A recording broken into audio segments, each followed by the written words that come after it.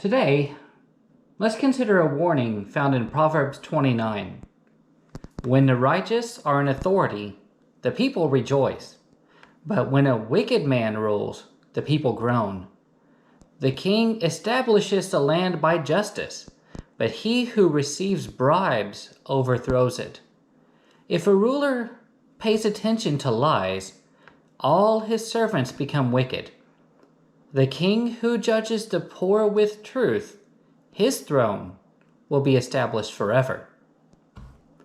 We know to respect those in authority, and as Christians we do.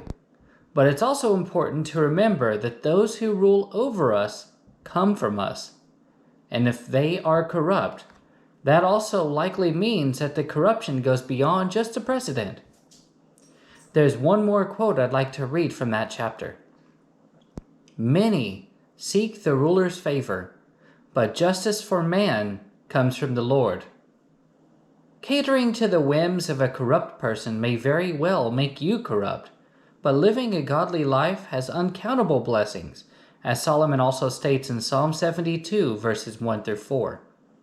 Give the king your judgments, O God, and your righteousness to the king's son. He will judge your people with righteousness, and your poor with justice. The mountains will bring peace to the people, and the little hills by righteousness. He will bring justice to the poor of the people. He will save the children of the needy, and he will break in pieces the oppressor. For those in authority that obey God, much good will come from their efforts. But if they do not know God, there is chaos, as you don't have to watch much TV to see that for yourself.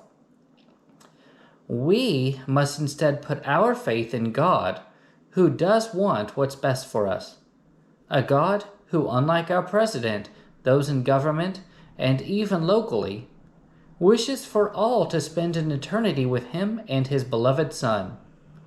But he is also a God of justice, and tells us through Paul in 1 Thessalonians 5, But concerning the times and the seasons, brethren, you have no need that I should write to you. For you yourselves know perfectly that the day of the Lord so comes as a thief in the night. For when they say, peace and safety, then sudden destruction comes upon them, as labor pains upon a pregnant woman, and they shall not escape. If you're being told that everything is fine and not to worry, you should remain and become even more vigilant. We are not guaranteed length of days, and if our death is sudden, whose favor we seek determines what happens afterwards on that last gray day. We seek God by obeying his commandments. We obey God by hearing Jesus as God spoke through the heavens when Jesus was baptized. God saves us when we are baptized as Jesus commanded his apostles in Mark 16. And we live with God when we, as found in Revelation 2 verse 10, are faithful unto death, and I, that is Jesus, will give you the crown of life. So like Smyrna, we too face difficulties, but our reward is truly given when this life is over. Will we experience eternal blessings or eternal condemnation? The choices are yours, and yours alone.